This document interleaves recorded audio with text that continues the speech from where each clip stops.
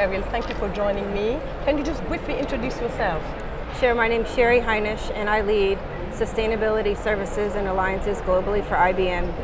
Why are you here? Why are you at this COP27? I'm hopeful and I would love to help others, nations, business stakeholders that are here, even just consumers that are here and curious about the climate emergency and moving forward, that the technology exists and that we have the ability to very simply help human beings make smarter, more responsible decisions. How can technology help fighting back climate change?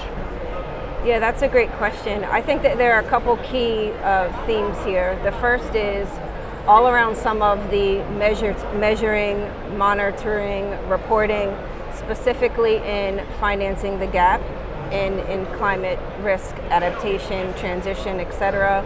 But then also, really looking at nature-based solutions and some of the work that I'm super passionate about, specifically within the African context.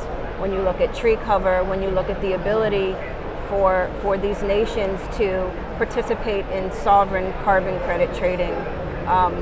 Like I said, the technology exists, but it's how do we do it in a way where it's trusted and it's reliable and it's transparent and it empowers African nations and communities at large.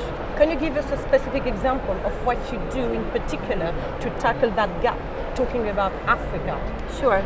So looking at using geospatial technology, so satellite imagery, and getting very specific down to the tree species, ring fencing land area, and being able to calculate the amount of carbon that would be sequestered, literally down to a biomass or tree asset.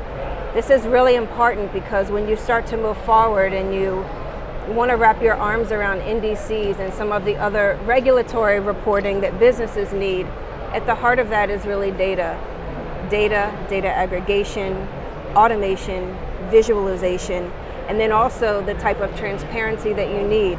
If we just take that tree, for example, how are you able to communicate that effectively and then transact and trade using blockchain, for example, trusted immutable ledger technology? Sheri, what do you wish to achieve after this COP27? I hope that we move forward like we have everything that we need exists right now. We've never been smarter. I think it's incredibly inspiring to see tens of thousands of people here, all after making a meaningful change. I want to see action, and I don't want to see incrementalism. I want to see empowering communities that are going to be left behind. In climate emergency right now, if we don't act, this is a very real tipping point. And I absolutely want everyone to be inspired by just the sheer volume of folks here that say, I want to make a difference in the world. Thank you so much. You have inspired us. Thank you so much, Sheri. Thank you. Thank you.